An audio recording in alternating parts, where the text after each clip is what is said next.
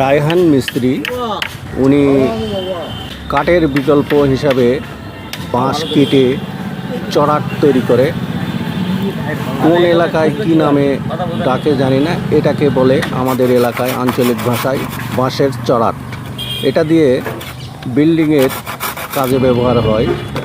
ইটা গাঁথনি করে, পলেস্টার করে বড় বড় বিল্ডিংয়ের কাজ হয় কাঠের বিকল্প হিসেবে। দেখতে পাচ্ছেন রায়হান মিস্ত্রি বাঁশ দিয়ে চড়াট তৈরি করতেছে। দেখতে থাকুন।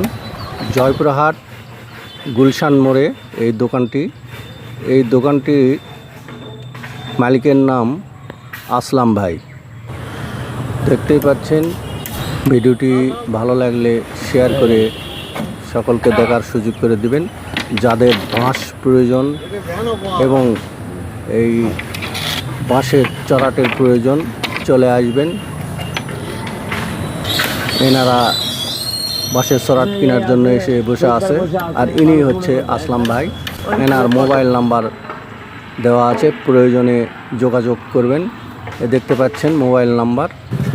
এখানে বাঁশ বিক্রি হয় এবং কবুতরের খোয়ার, মুরগির খোয়ার। চলে আসুন। সুন্দর সুন্দর বাঁশ এখানে আছে, গ্রাম থেকে সংগ্রহ করে এখানে মজুত রাখে। দেখুন, ভিডিওটি ভালো লাগলে শেয়ার করে দেবেন। ধন্যবাদ সকলকে।